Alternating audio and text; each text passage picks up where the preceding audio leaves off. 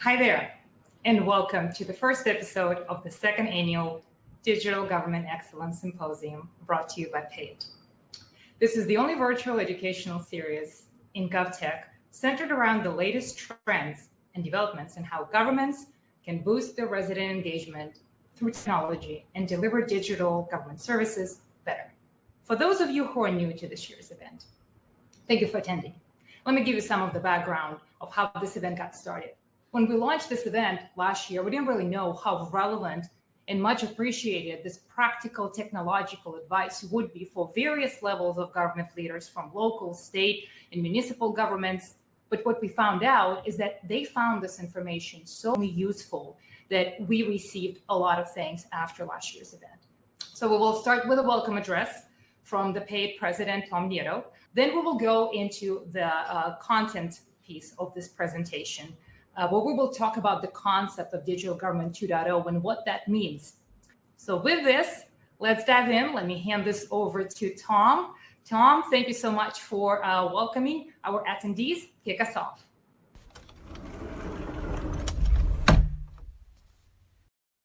Hi, I'm Tom Nieto, President and CEO here at PAIT. I'm pleased to welcome you all to the 2024 Digital Government Excellence Symposium. Here at PAIT, we know how important it is for you all to both improve processes and efficiency while also offering an accessible, equitable, and modern experience to the residents you serve.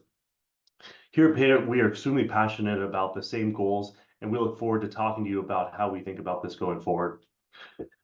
Over the next few weeks, you're going to hear from many experts from government leaders across North America as they offer their insights, experiences, and expertise about a range of topics, covering how governments are transforming how they deliver public services to the constituents that they serve. We hope that you all actively participate in the discussions over the next few weeks, as we believe that that'll be the best experience. We also hope that you'll join us for each of these sessions, but if you're not able to make one, we will make them available on demand. We've crafted this symposium to really help you all think about your digital transformation journey, as well as how you're delivering the services to those constituents. Most of all, we want to thank you all for being here and joining us, and for your tireless dedication to improving public services. I hope you enjoy these sessions, and welcome to PAIT's 2024 Digital Government Excellence Symposium. All right, thank you, Tom. And with that, let me introduce Kelly Davis-Fellner, the CMO and Chief Resident Adoption Expert here at PAIT, and Adam Christensen, who is Head of Product here at PAIT. And they will talk to us what this year holds in terms of the main trends of resident engagement and the technology that is there to fulfill them, and talk to us about Digital Government 2.0 and what that means. Kelly, Adam, thank you so much for making time. Welcome to the show. Kelly, over to you.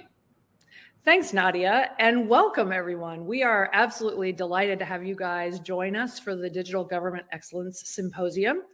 Fall's always a great time to go back to school, so it's wonderful to get back together again. And this is the first of what I hope is going to be just a fantastic 6-episode series. So very, very glad you guys are joining us. At this time, I'd love to bring in Adam Christensen, who is our Head of Product here at PAIT. Adam, will you join us? All right. So if we haven't met before, my name's Kelly Davis-Fellner, and I am the Chief Marketing Officer here at PAIT. Adam, will you tell us a little bit about yourself? Yeah, Adam Christensen, Head of Product, and been at PAIT since early 2023. Happy to be here. It's great to have you. You guys are going to get to listen to me and Adam have a lot of banter. We had a great time preparing for this session, and I think you'll find that both of us are fairly opinionated, so we'll share lots of ideas. But we're super, super glad to have you here, and we'd love to have your feedback as well. So as we go into the sessions going forward, we'd love to hear from you about what was good about this session, what kind of stuff you'd love to see us dive into in future sessions. All right, so today we're going to be talking about a concept called Government Customer Experience 2.0. This is this idea that we are in a kind of a second wave of digital government, and there's a ton of change happening in all of your agencies and organizations. And we are seeing that, as we work with clients and other folks in the industry. And so I want to talk a little bit about kind of how we see that concept emerging and what we're hearing out in the field, both from residents as well as folks who are working in government organizations and serving their communities more and more digitally over time. So let's start just a little bit with kind of the Houston we have a problem slide. So digital government, of course, is not new, right? Anybody who's on this has certainly been working on developing digital government, and this is not a new story. But there are some things that are not going as well as we might like. So we have done some polling over the last couple of years and done surveys both of government leaders as well as consumers. And so some of the data that we're going to share with you today comes from surveys that we have run over the last 12 months or so. The first kind of data point I want to share with the group is that 92% of the government leaders that we have surveyed want the majority of their kind of interactions or transactions with residents to be taking place online. And, that one's a double win, right? Users prefer that, residents prefer that, but, so do government leaders, right? That is a great way to drive efficiency and get, satisfaction from customers and so on. So, everybody's kind of going in the same direction with respect to wanting to have kind of a stronger, more robust digital front door. But right now, some of those experiences maybe are not quite up to snuff or not quite delivering the kind of experience that, we might want to see. And so, Adam, I'm going to hand off to you for this second data point. Yeah, when we read every single one of these responses, and really we can put these into three main themes that we see over and over again. One, it's just too confusing, too complicated, too many clicks to get through. Number two, it just doesn't work. Click on something, it takes them somewhere else, or something that just simply is unreliable. And then third, really, there's a lot around the payment itself. I can't use the method that I want, or otherwise super clunky to use that. So those are really, I'd say, the three main broad stroke themes that we see over and over again in this first wave of digital. Yeah, for sure. I mean, our survey research, 2 out of 3 people are pretty darn close. Told us that they had encountered at least one challenge, one of those kinds of challenges when they were trying to complete a government payment online. And so, generally the kind of vibe check we get when we survey consumers is, wow, I'm really glad there's a digital way to pay, but I just wish it worked a little bit better. I wish it was a little bit easier to use, right? A little less confusing. This is exactly how I want to do this, but it's not necessarily as easy as, Netflix or Amazon or things like that, right? Yeah. And the problem with this is, all these digital initiatives kind of fall short of what they said they were going to do, right? So, everybody wants to do this stuff digitally. It's better for residents. It's better for the agency's efficiency. It's, lowers the customer support costs, things like that. But unless you're getting folks really, really with an experience that feels trusted and comfortable and is very, very intuitive, you're going to fall short on your adoption goals, and you're going to end up with more calls, not less. And then all of that efficiency gain and better service to the community just kind of doesn't quite materialize the way that we would love for it to, right? Spot on. Yeah. All right. Well, so let's talk about what kind of the mental shift that we're starting to see happen, right? So, if you think kind of about that, first wave of digital government, people started putting things online, and there was just this idea of like, we need to have an online option, right? So, we saw like kind of clunky payments interfaces buried on websites, stuff like that. And that's really, starting to shift. People are realizing, okay, to get the outcomes we want, it's got to be a better customer experience. So that's kind of how we've arrived at this concept of customer experience 2.0. And so, we've kind of got an idea here of like this first wave and then the next wave, right? And so in that first wave, clunky experience, some of the orientation around how did you design this experience, was very much around, oh, this is the process in our government agency. We have to do it this way. So kind of around like legacy business rules and like, kind of putting the end user sort of through sort of the back end, rules and processes that had to happen. Doesn't necessarily feel all that secure. The user interfaces look sort of antiquated, and you're like, does this thing have security protections turned on? Users kind of get a little stuck or caught up in that. I think Adam, you said it really well, your sort of three buckets of what's giving people pause. But what I would really love to hear you talk about now is like, okay, well, so what does good look like? Like, what is 2.0 of all of this going to deliver? Yeah, appreciate that. It's we're super excited about what we see, and that is, in broad stroke, COVID and just the digital transformations over time in the consumer space have really led to a lot of comfort and ease and really high expectations from consumers and residents out there with these digital experiences. So there's a big gap right now out there. Part of that, I mean, just, hey, I don't have the time to have anyone walk me through this. It just needs to work well. It just needs to work intuitively. I can see where I need to go next. So intuitive, that really drives adoption.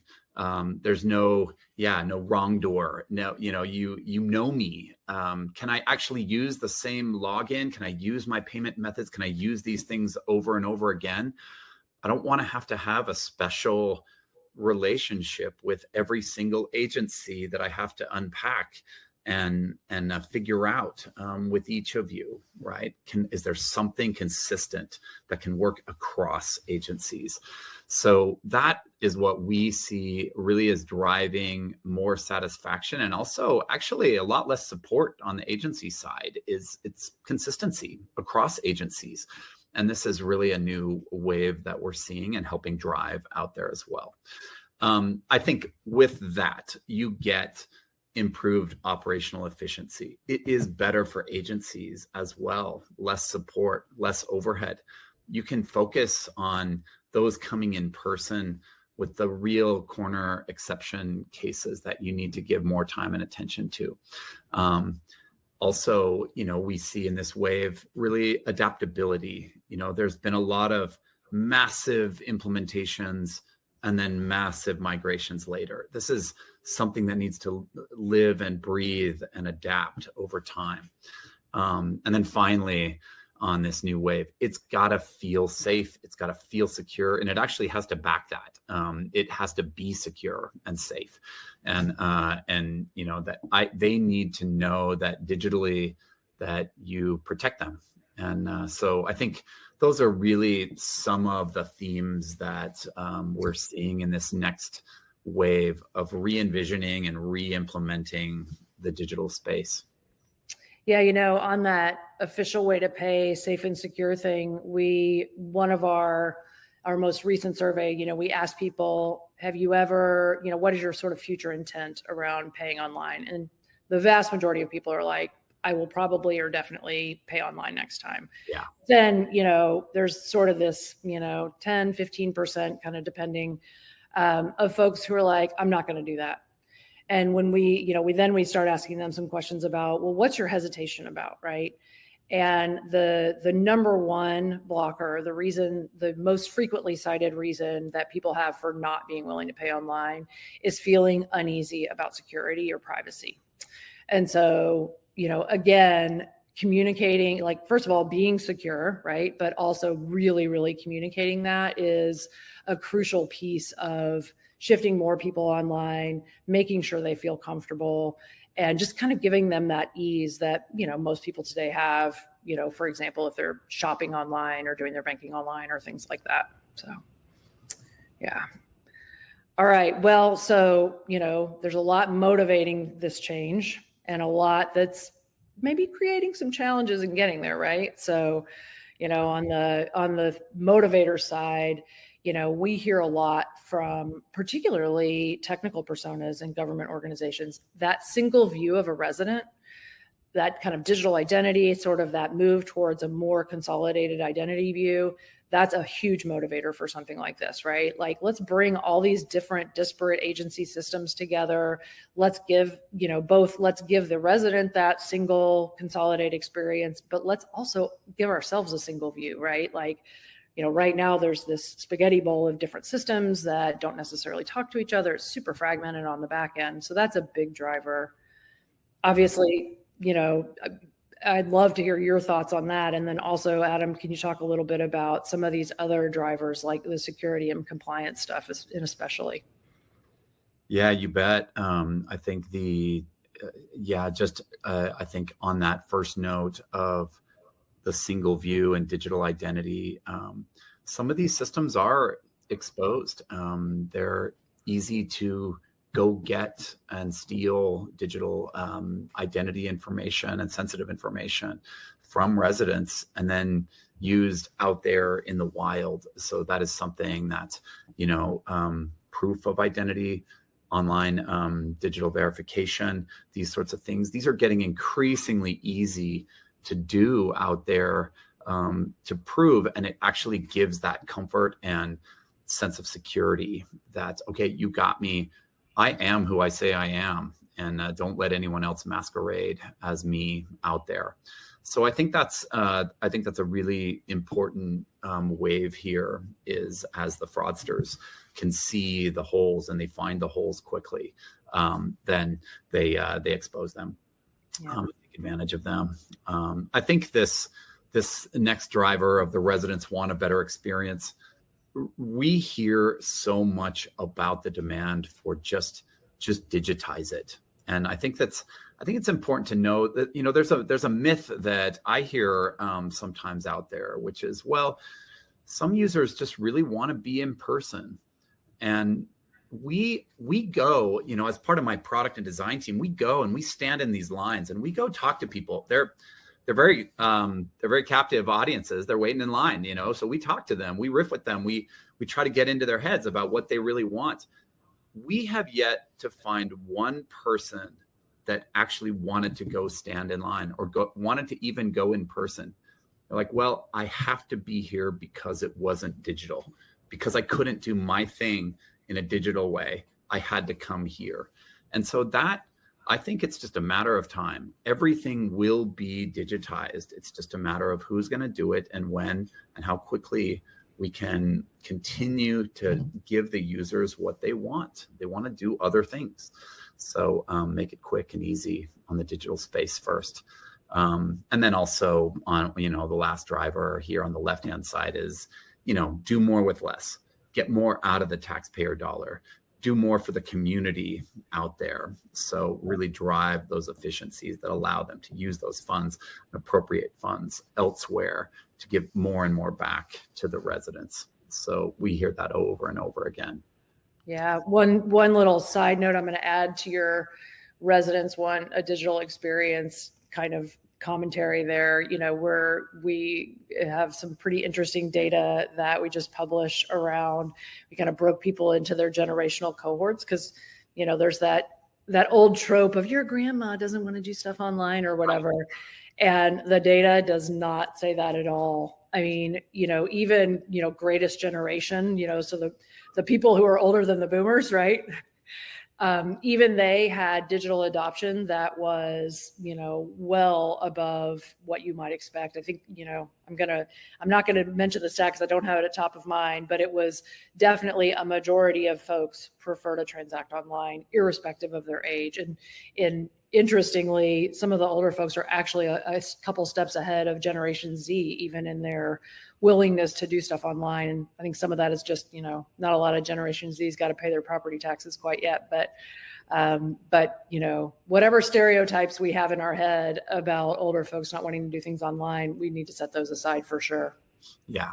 And we see a particular acceleration across all demographics through COVID, right? Oh, yeah, absolutely. Including that demographic, that's what they needed to do. So they got really comfortable with that. And now that's what they want. Exactly. So, for sure. Adam, what is your take on what makes this stuff hard? Yeah, I mean, I think when we say, the public sector talent crunch, I think part of it is, tip the cap to the pioneers that digitized a lot of these things in that first wave.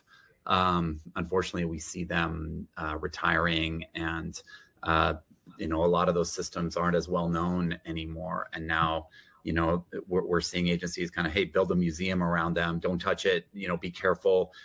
They're a lot less adaptable because a lot of those people just aren't there, and a lot of those, a lot of the tech jobs have really gone elsewhere. So we're really trying to continue to pull talent into this space to innovate and give residents nice things too. Right. So that's one. And oh, sorry. I think I saw an article not too long ago that was talking about COBOL being one of the most in-demand skills because of these old systems. Yeah, totally. We just AI. We just need somebody who can do COBOL. Exactly. Those mainframes, they were built to last. And they have, but they're hard to change. So yeah. And that's the antiquated custom systems. And that's, I think that's the other pattern we see, which is they were built with the, hey, you're so special that you need a very special thing at a very high price tag. And so now, companies like us are coming through and really trying to help standardize and help, deliver something that isn't built really into a dead end in the future, right? And that's what we're living with right now. Unfortunately, the procurement models that we see are really based on, well, we need everything from the past.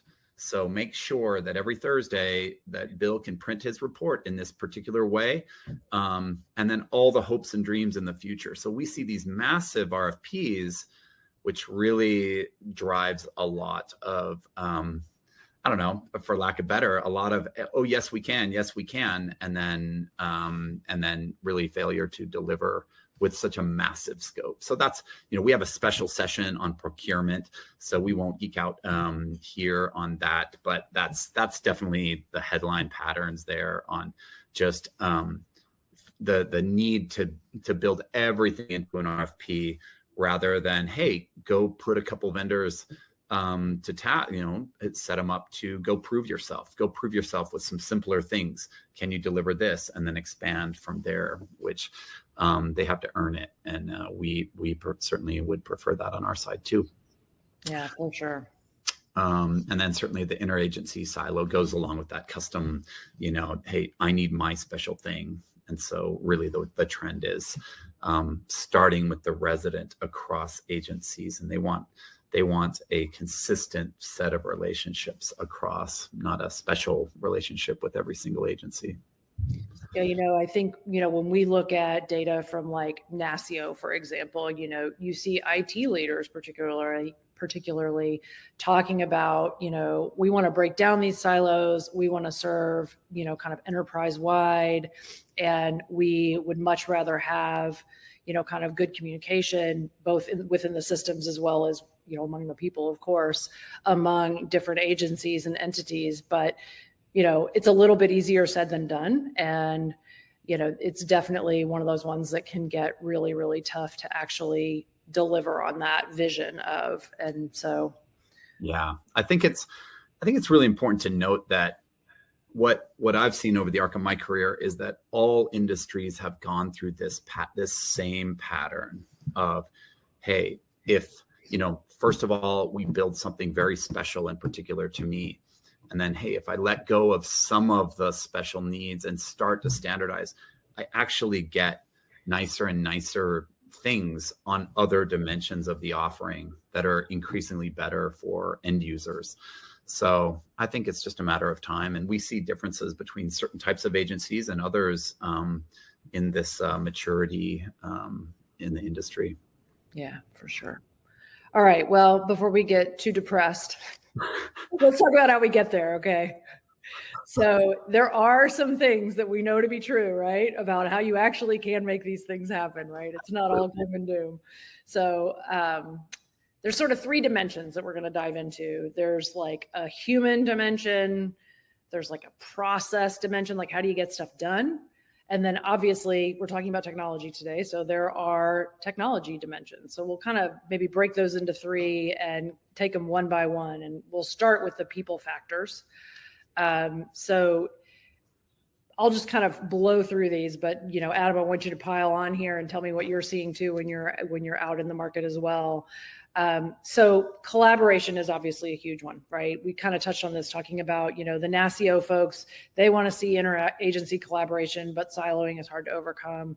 I also think there's a lot of people who have input into these decisions and these roadmaps. There's line of business leaders, there's finance personas, there's the technical folks, there's procurement, there's the hands-on keyboard agency crew. All these folks end up having, input into this. And, collaboration's hard, right? Like it's just tough to get people to work together. It ends up being one of those go slow to go fast, right? But like that first part of having to go slow of like, oh, we got to bring so-and-so in and get their feedback too, can sometimes feel challenging. You obviously got to start with residents, right? And so, one of the things that we're starting to see, at least, I'm hearing about more and more is let's get input from the community. Let's find out how they want this thing to work. And then we can orient around that. That's a really different paradigm from, our COBOL system and our mainframe does this and Bill's got to print his report. And we've got this, kind of arcane little rule that we have to follow. And, everybody's got to sign off on all the disclaimers before they can get into a process and so on and so forth. And none of that is fostering a great end user experience, right?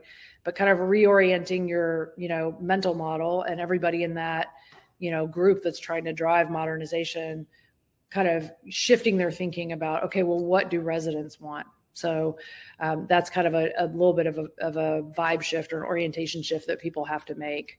But that user experience stuff, it goes on the back end too, right? Like, Bill might have been printing that report every Thursday for quite some time. Bill would probably love to have a really different experience. Like, everybody enjoys using nice software, and that's an equal consideration. And I don't think you have to trade off one for the other. I don't, what's your take on that one, Adam? Oh, absolutely. I mean, one of the things we love to do is talk to Bill and say, hey, what do you do with that report? And what if we could then take the next steps for you? Because there's, in a lot of these, they get very, there's very routine tasks that are done with that report that now we can teach machines to do so that the humans in the room can go really into higher order levels of value to add to the agency. It's like, man, it kind of gets to this next point about the perceived threat. We hear this all the time when we go sit with them. They're like, well, it's okay that I have a crummy set of things to do because it's job security. And I think we need to help our people kind of re-envision, well, what could you do if you didn't have to do this set of routine tasks all day long in kind of the food and shelter of an agency? What could you go help drive that this whole agency has wanted to do for years and kind of kick down the road? And I think sometimes we have to help them see what they can do so that they help pull the more and more automation of the mundane and the routine into more exciting work, frankly. Yeah, I'm starting to feel sorry for Bill. So let's help him find better work to do. Yeah. I mean, I think we've, implicit in all of this is change management, right? Like, both the kind of hard change management of like, do this, not that, learn how to use this new system, that kind of stuff. But there's also just this sort of, more emotional or qualitative factor of change management. Like, do you see that too, Adam? Oh yeah, absolutely. It's, because we've done it in this way, therefore we need to keep doing it in this way. And, this is not just government. There's all sorts of companies that really need to pull people into the future and bring them along. And part of that's getting them excited about the future and what's next. Yeah, for sure. Okay, let's talk about the process stuff.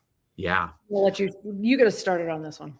Yeah, absolutely. I think, a lot, part of the process evolution is really confronting, how things have been funded. Some things have taken special appropriations in the past. There's a lot of transformation here that allows new systems to be able to pay as you go, pay with transactions, or, basically fund this along the way that doesn't take so much jolt to the system, and then just kind of maintenance mode for years, and then a massive burst of budget again to replace. So I think that's really part of the evolution here in process on the budgeting and funding side. This build versus buy is a major consideration, where, and it's not always just an either or. So, we work with agencies all the time that really want they want to buy a lot of capabilities, and then they want to add on. And so I think that's really important to see kind of, hey, where should we put our efforts to build, and where should we not put our efforts and just buy? So that's a really key consideration. And I have a question on that one. When you think about, that decision, I mean, obviously one could, and Pay It has written an entire white paper on this topic, but like, when you think about that trade-off between build and buy, and when it does make sense to kind of build, like, does any like examples or kind of, rules or general principles apply there that you are seeing kind of people have success with? I would say that, there's really kind of two main things to think about. And as a product leader, I need to do this within our own product footprint as well. One of those is availability out in the market. Is this already trending towards standard offerings that really doesn't make sense to reinvent? Right. Mm-hmm. So one of those examples for us, we want to make sure that we confirm any sort of digital payment with an email very quickly. People want that receipt. They want that confirmation.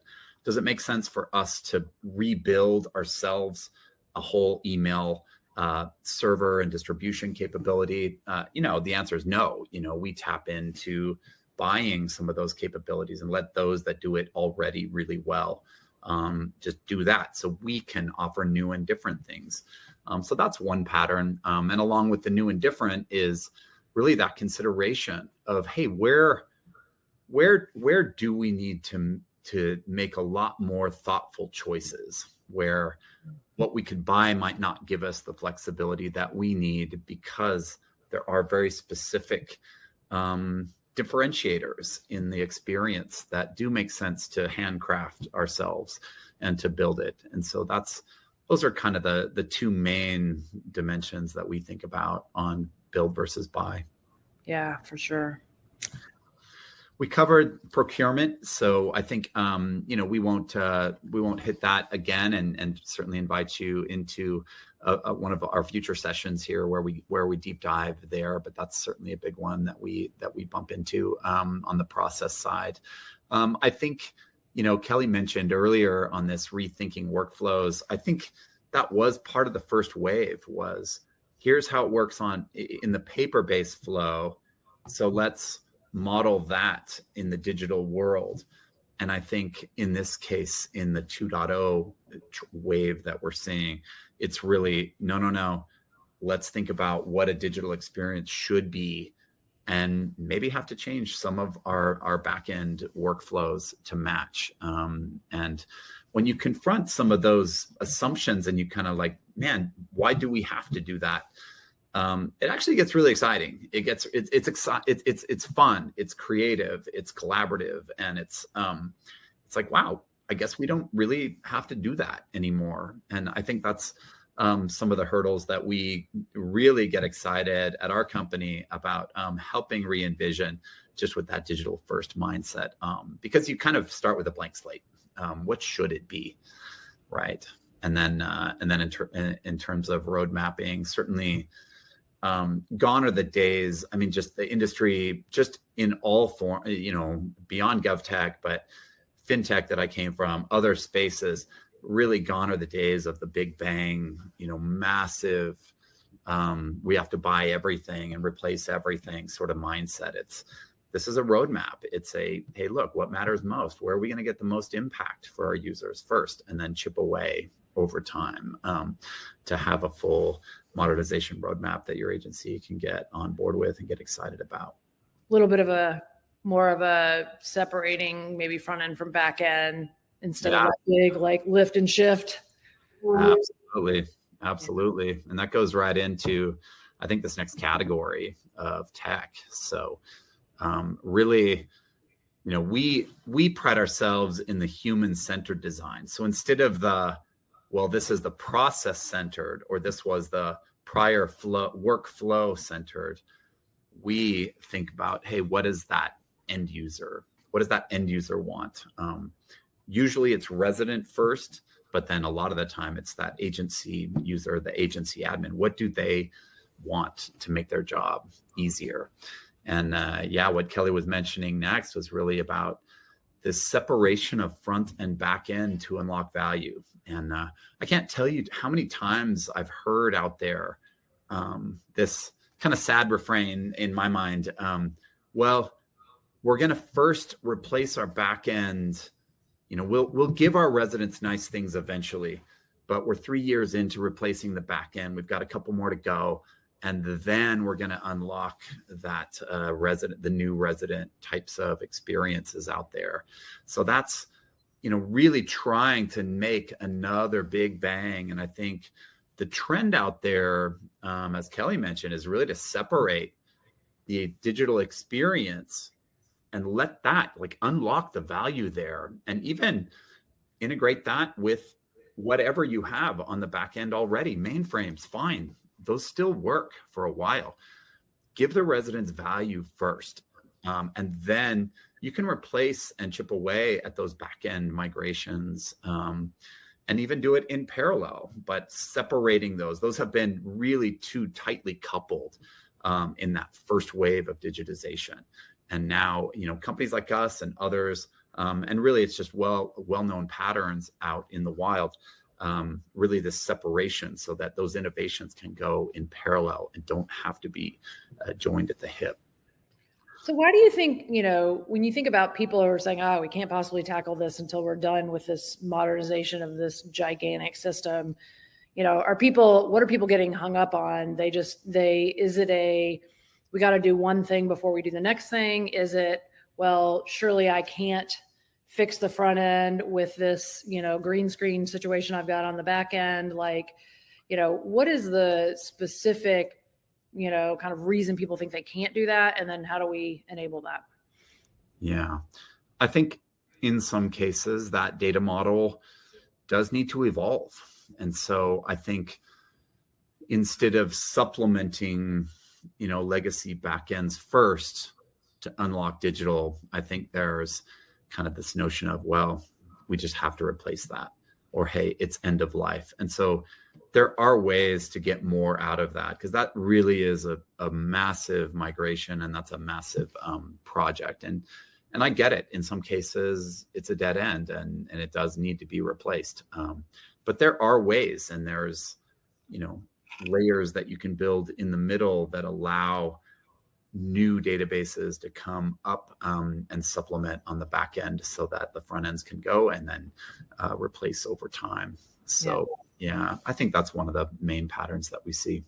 Yeah. I think also it's, there's a lot of companies out there that are really charging a lot for these back end replacements, and they kind of they're very convincing on why that needs to go first.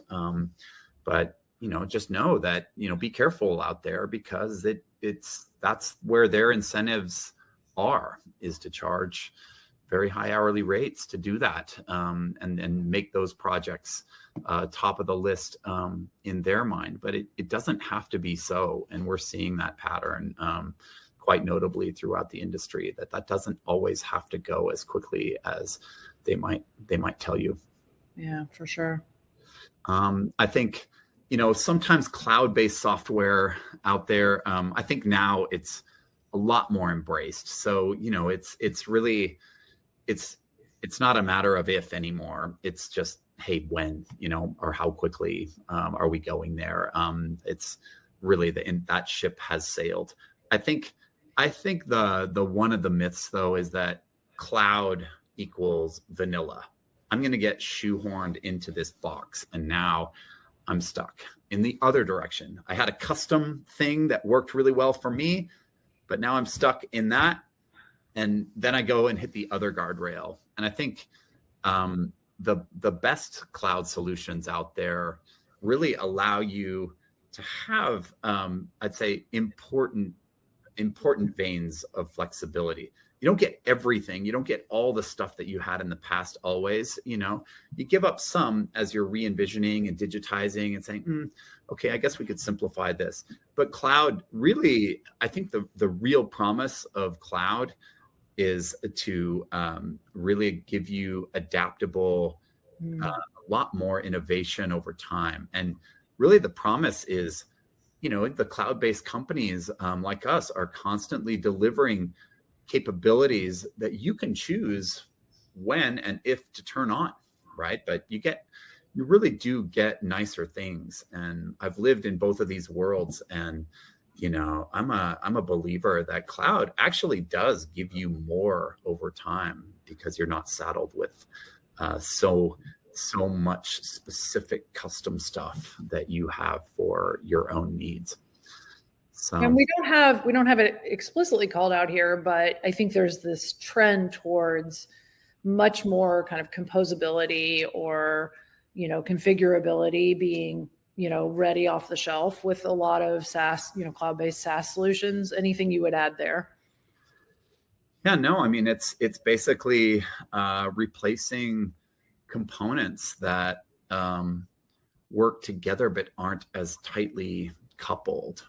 And I think so that's really the name of the game, and the best players out there do that really well. And honestly, gone are the days of hours and hours of downtime to replace this. You're living in a world where your residents don't know that, man, a whole layer got swapped out underneath them and it just still works. And that's where the world is in a lot of areas. And that's really what's happening within GovTech as well, as the best players and these innovators are coming in and bringing the same capabilities here. And it's exciting. And, to make that happen, it gets to the next point here, which is the open APIs, which is, you have to have those interfaces, not only within your own software to be able to replace piece parts and components, but also to talk to a lot of third parties out there. And, it's well known just how many different organizations, how many data sources, how many other systems that these need to talk to. So I love this trend of openness and like, hey, here's our interface, write to it, connect these systems, don't make them so hardened, because then you can now replace these piece parts in ways that give more and more value in a very evolutionary path versus these big bang migrations that really are measured in years. How is public sector doing relative to kind of, and really I'm thinking more about vendors focused on public sector, but I think of this sort of open API as very much the norm in the private sector. But what do you see like when you're out there talking with customers? It feels to me like there's still a lot of, maybe, a little bit of an antiquated kind of set of thinking about openness and stuff among kind of that, GovTech, legacy community.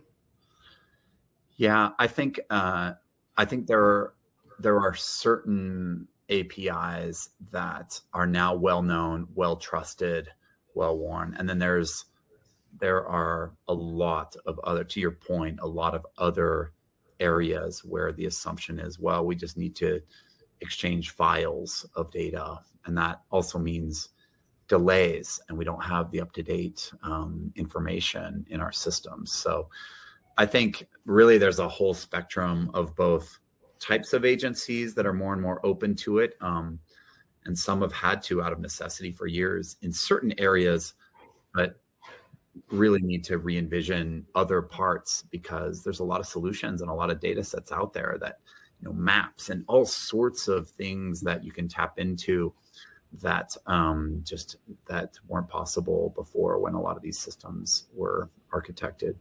Yeah.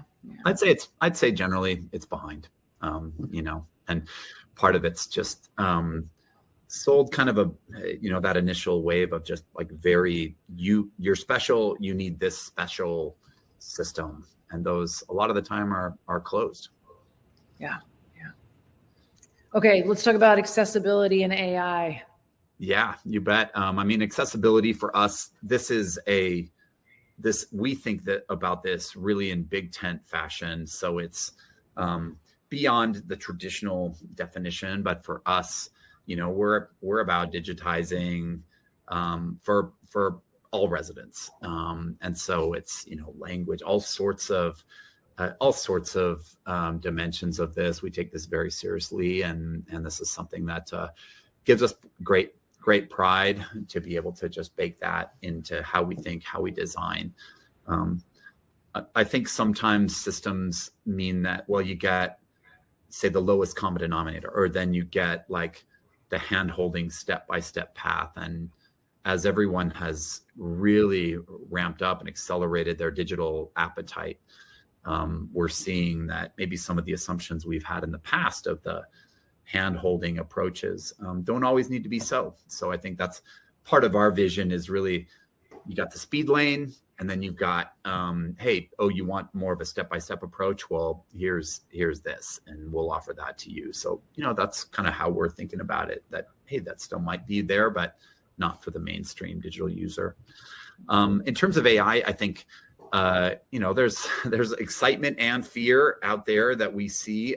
We see the whole spectrum of that appetite for AI. I think in general, we are excited by what it unlocks in terms of mostly efficiency first, accelerating capabilities.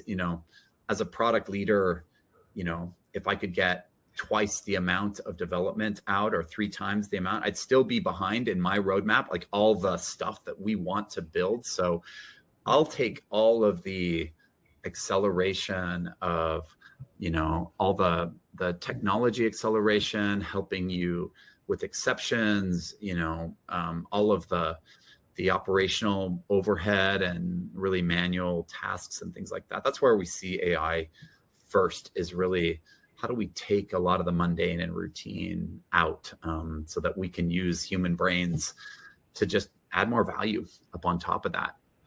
But then, certainly there will be new and different types of experiences that we are actively envisioning right now and excited about. So I think there's a lot of potential to unlock in this space. And certainly we've started with a lot of policies around how do we make sure that this is safe and that we're not, do no harm is job one here, and make sure that everyone's information is absolutely protected. We start there, and let's unlock innovation. Yeah, for sure. Well, so let's pivot a little bit. I would love for us to kind of warm up for the next episode of the symposium, which is all about championing technological modernization. So what advice do you have? People who attended this one are probably thinking, how do I get this done? Right. So what advice do you have for them?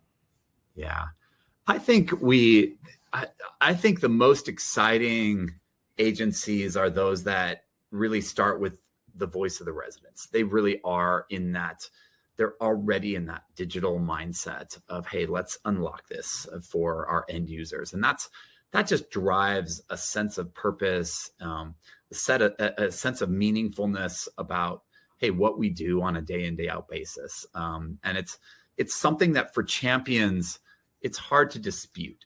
You get more advocacy, you get more partners, you get more of a coalition that can help drive in a way that's sustainable. So that's really where we always start. Certainly quantified goals, the numbers have to work. You have to do that. So that's, we don't have to go all in on that one, but you get it. It's got it. The numbers have to be there as well. I think one of the traps in this massive big bang set of projects that we still see being selected and launched is the lack of this next point, which is, you know what, focus on delivering the most important repeatable services and then go from there. You know, it's like a map application. You want, a lot of the time, you just want to get home, or you want to go from wherever you are to somewhere else. Make that work first. Make that work. That's like 95 or more % of the usage. And then you can add all of the extra stuff. But don't quit your day job and forget that most of your residents are most likely wanting to do one main thing and do it well and do it. So you can deliver that. You can unlock that first.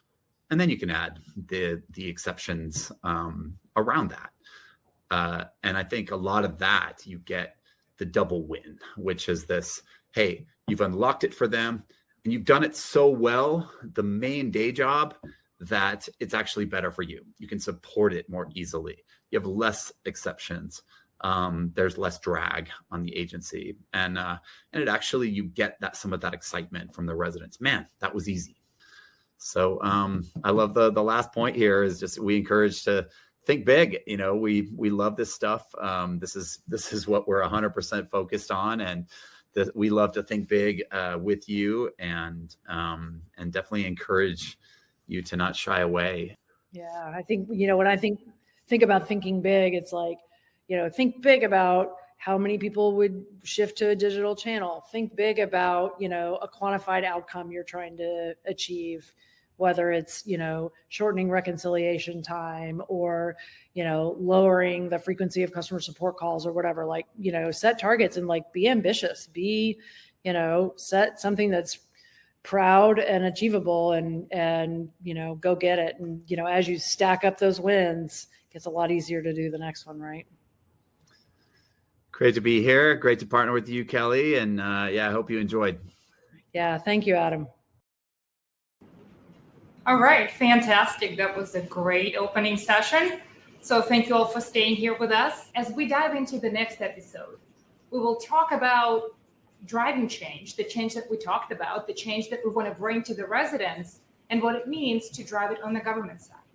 And I will be honored to interview Jonathan Feldman from Wake County, North Carolina. He's the CIO there, amazing speaker, amazing thought leader, who will share with us what it takes to drive change from behind the scenes. So thank you all so much for tuning in today. I will see you next Wednesday here. This is 2024 Digital Government Excellence Symposium. Thank you.